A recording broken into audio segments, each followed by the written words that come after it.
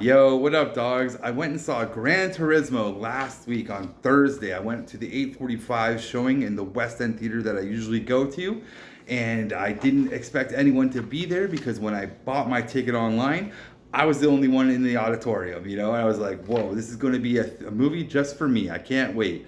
So, to my surprise, when I got to the theater, there was like at least 10 people in there, and they were all like students. You know what I'm saying? Like people who would actually have played this video game.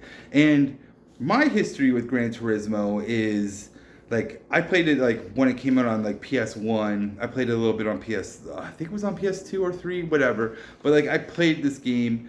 I'm not a big racing simulator kind of gamer, so I played it and I was like, I'm not going back to this. But I appreciated the game and what it did. You know what I'm saying? Like it pushed the envelope, especially like when it first came out. Like they were saying like how much it really pushed the system, the consoles themselves. So always appreciated the work that went into this product, and to hear that they were going to make a movie about it had me curious. And I never heard about this story about a pro gamer. Well, not even a pro gamer, but a really like a gamer who's a GTA enthusiast. I don't know if he's actually a pro gamer though.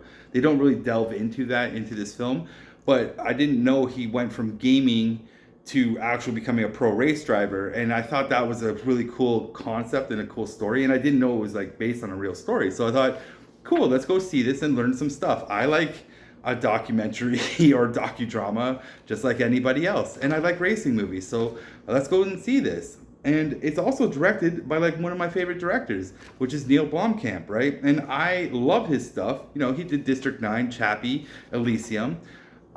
So I was like, hey, what are we going to get in this film? You know what I'm saying? So, like I said, I went.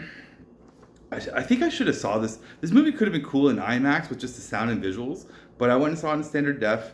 No concessions. I didn't even have a nap, man. I just went in. You know what I'm saying? I was like, let's do this. And man, it's a 2 hour and 14-minute movie, which I didn't really know. And yeah, man, it felt like it. I got home at like 11:45. Actually, the one thing about this movie that I would like to note is after watching it, it makes you want to drive. It really does. It really gives you that high octane adrenaline rush that you're like, it's time to go push my Pontiac. Let's do this. You know what I'm saying? So before we get into the movie, I got a little box office report. Even though I'm late to the show, right? I did some Googling. And so this movie was made for $60 million.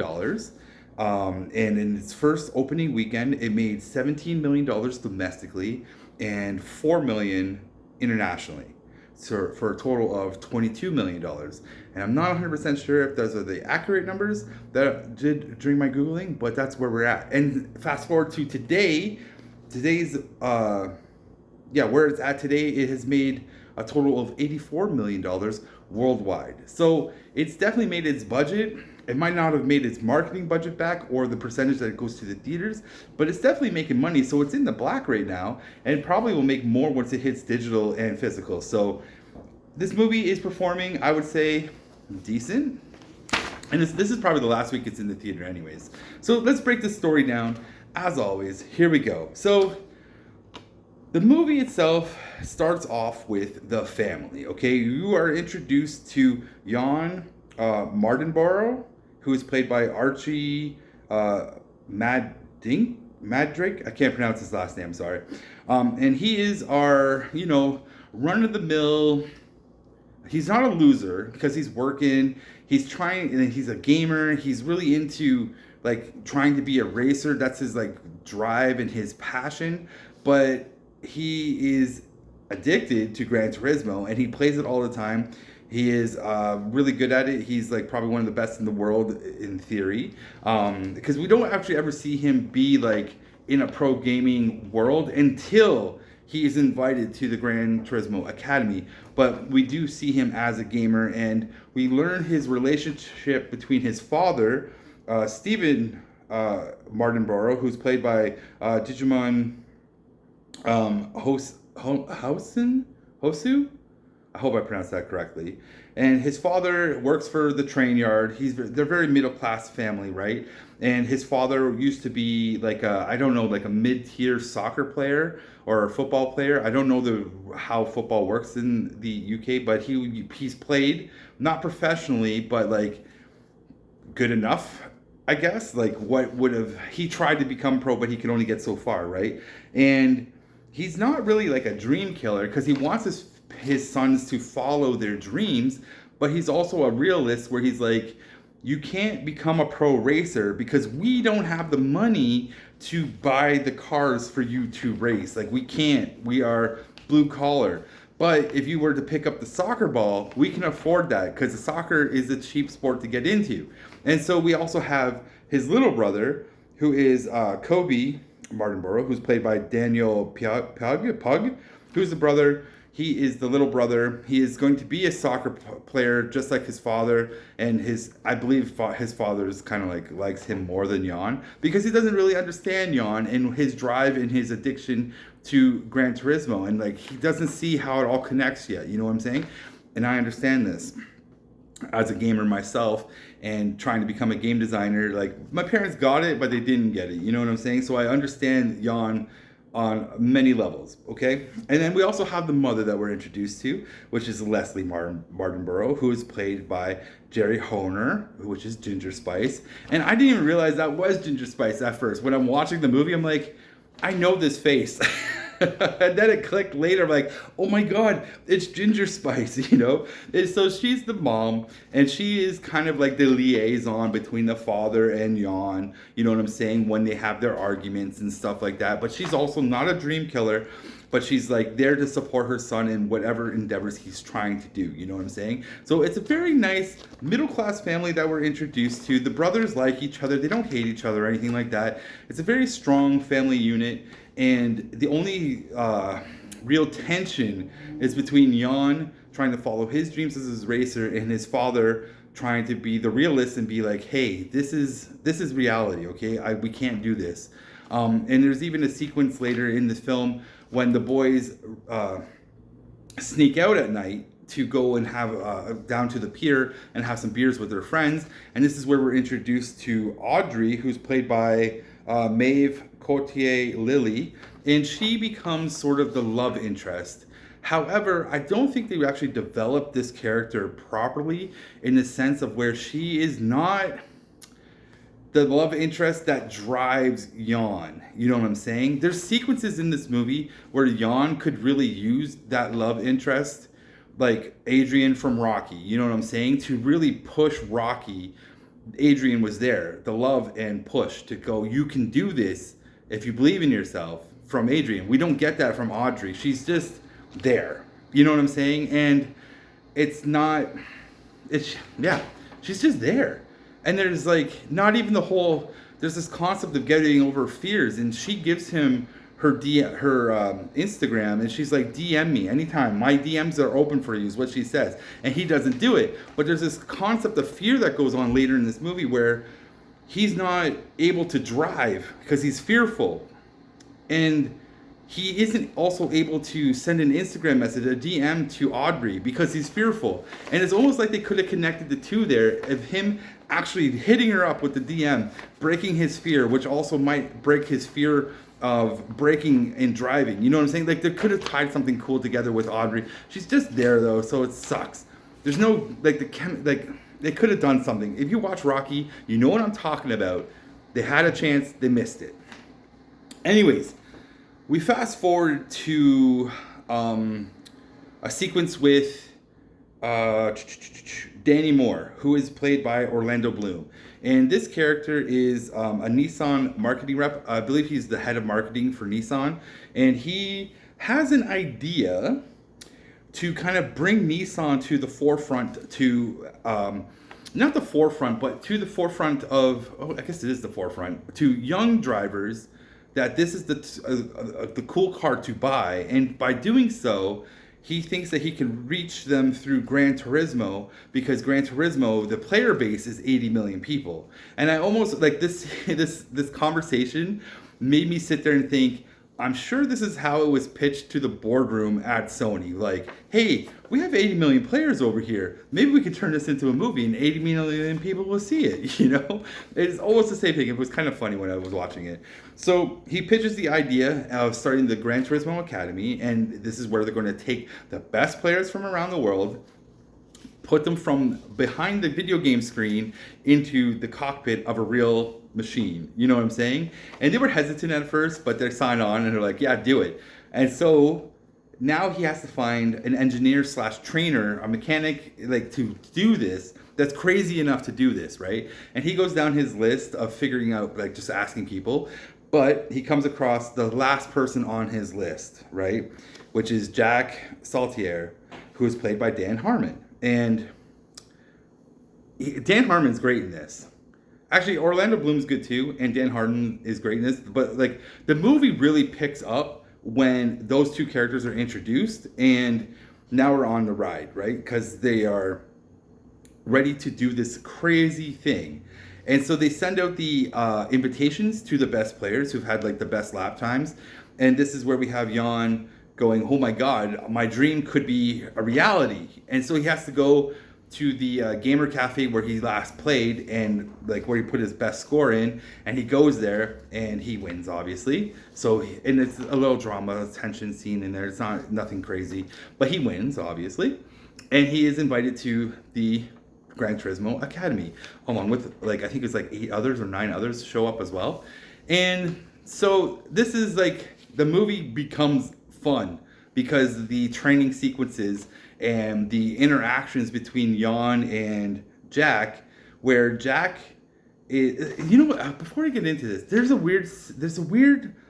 something's weird in this movie where as soon as Jan wins and he's able to go to the Gran Turismo Academy, he just goes. It just goes. He gets in a plane and goes. Like, it just happens.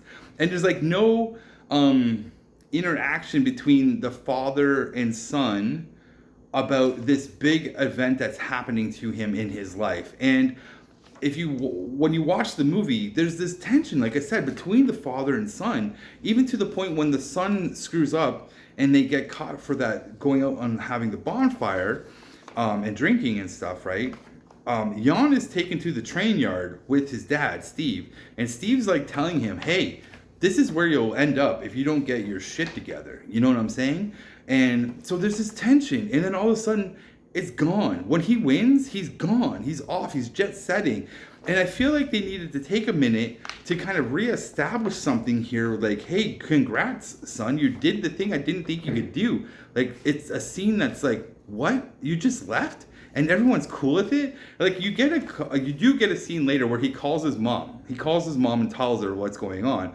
But it's just weird because, like, he just up and left. It's weird.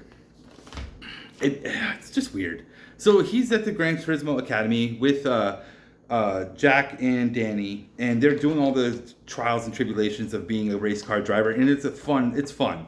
And the driving in this movie is awesome, especially like all the driving in this movie is really well done. I freaking loved it. And like you really get a sense of Jack starting to become the father figure to John, and they're building this relationship together because Jack doesn't believe in him and Jan believes in himself, and he is beating everybody. And there is some, like, because the way the Gran Turismo Academy works is everyone's doing these trials and tribulations, and if you're in the bottom half, whoever's at the bottom gets deleted or removed, right? So there's a top 5, I believe it is, and anything under is out. So you have a red line, and so like each sequence shows like Jan kind of moving up, but then things happen and he gets in anyways. He does make it, but then he also wins it and becomes a driver. So once they decide that he's going to win, and that's a good race too between him and I think the character's name is Maddie or Marty or something like that. But really good racing sequence there, and he wins, and now he has to go and get his pro card, his pro racing card. And this is a good sequence too because like now he's actually testing his abilities as a real driver, and he has to race against these other professional drivers. And we have the one character, Nicholas Kappa, who's played by Joshua Stradowski, who is the driver for Kappa, and he is our villain. He's a rich boy, stuck up, big dickhead, and he's the villain throughout the movie as we're introduced to him at this point in time. We're also introduced to him earlier because Danny Moore no, sorry, not anymore. Jack Saltier actually was the engineer mechanic for Kappa, and he quit to go and work for Orlando Bloom's character Danny to do the GTA Academy. So now everyone is in these races, and there's 6 races he has to. He has 6 races in order to win. He has to place 4th once to get his pro card.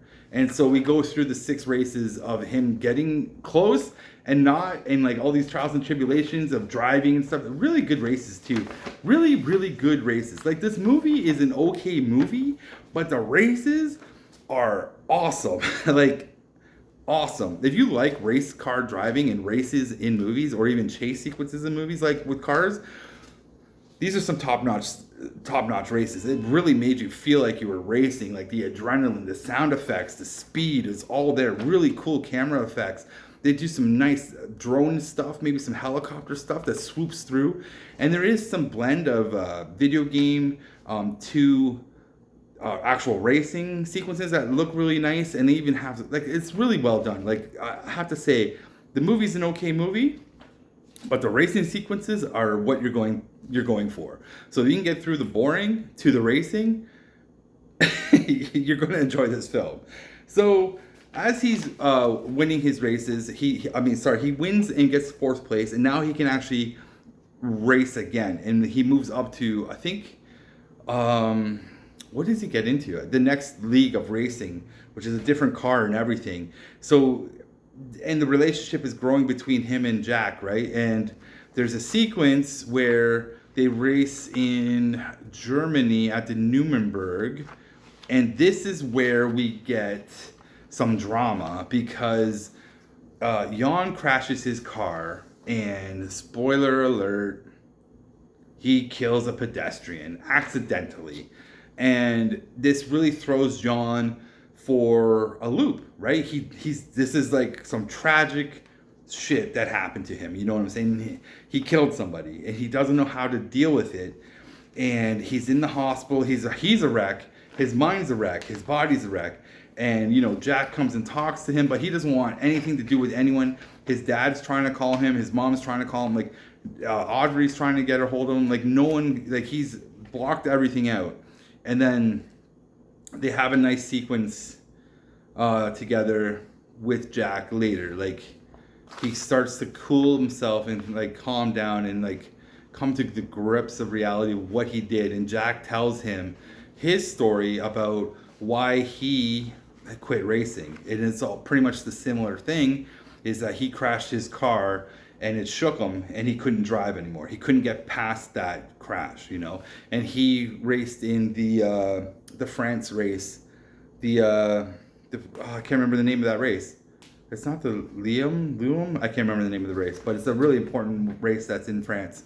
And it's like one of the hardest races in the world. So I should know that. I should have maybe wrote it down. I think it's like it's not the Nuremberg, but it's like, I don't know. I can't remember what it is. Damn, I should have wrote it down in the notes. I didn't. Didn't even think about it. So, yeah, Jack and him share a moment, and they talk, and John eventually comes through, and he's like, okay, I can drive. And they start driving the Nuremberg again, and like slowly ramping up the speed and getting into it and stuff too. And like, he also, like, you know,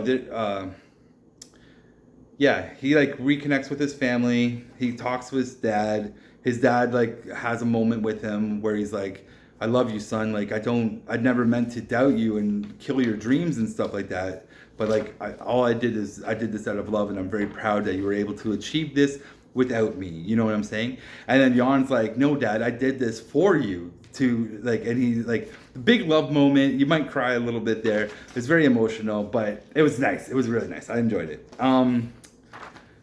Then we get to the final race, the France race, which was awesome. It was just so good. And like, he doesn't win. He places 3rd, and like, it's a cool race too, because it's the 24-hour race, and so he has to get his other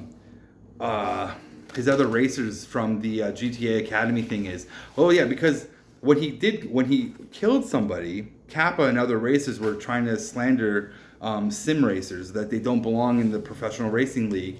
And so they were like using Twitter and like tweeting and trying to rally people behind their cause, saying sim racers don't belong.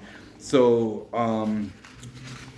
Danny Moore, his idea is like, we need to win this race. It's the most important race, and if we can race and win, then it'll shut people up. And how we're going to do that is we're going to get more sim racers. So they bring back the other two, I think it's Maddie and Henry from the GTA, because they placed like second and third. So they come on board, and they were racing too. Like, they didn't stop racing after the GTA Academy. They were actually racing and getting their pro cards and stuff too. So they joined his team, the Nissan team, and they do the 24-hour race, which is like the Leon or something like that. And yeah, they placed third. It's a great race. It's a really great race, actually. The whole pacing of it all, it's so good. I recommend you watch it just for that race. But yeah, they placed third. Happily ever after. Everyone's happy. They finally get to drink the champagne on the podium. And it's overall an okay movie. You know? It's the racing that makes this movie cool. But the characters are not. The characters are just kind of there. You know what I'm saying? They're not, I don't know. It's an okay movie, man. It's an okay movie. But yeah, that's the end of my review. And like, when you stay for the credits, like, not the whole credits, like before the credits roll, they actually do show you like the original racer, who the story is based on, and all of, like, they talk a little bit about him, right? You got to do a little reading at the end. But it's nice. It was nice. You know, the movie is okay. It's an okay movie. That's the end of the review. So, do I recommend it?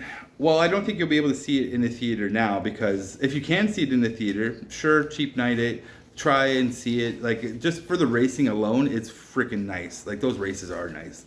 But like, if you need to wait or you don't feel like seeing it right away, yeah, totally. Digital, stream it, because it'll be on Netflix eventually, right? Because Sony does all their stuff on Netflix. So check it out on Netflix when that happens. Maybe pick it up a physical. Will I buy this movie and put it into my physical collection?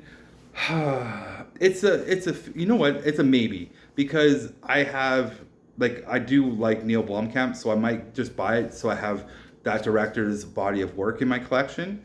So for that purpose alone, I probably would buy it. But if I wasn't that type of a collector and I just nah you know what I'm saying, I wouldn't buy it if I didn't. Yeah, I wouldn't. But yeah, that's yeah, that makes sense, right? Anyways, that's it for me. I think the next movie I'm going to see is, I think it's called Murders in Venice. I think that's what it's called. It comes out like next week or something like that. It's the dude from Hercule, whatever his name is, from the Murder on the Orient Express and stuff like that. That franchise. That's the next movie of their franchise. So I think we'll go see that. There's not much coming out in September, so it's slim pickings right now because of the strike, which is cool with me. So that's the next movie I will see. And aside from that, I gotta go to work. It's my night shift tonight, so I'm going off to work. You guys, whatever movies you're watching, I hope you're enjoying them. Have a good day. Peace out, everyone. Bye.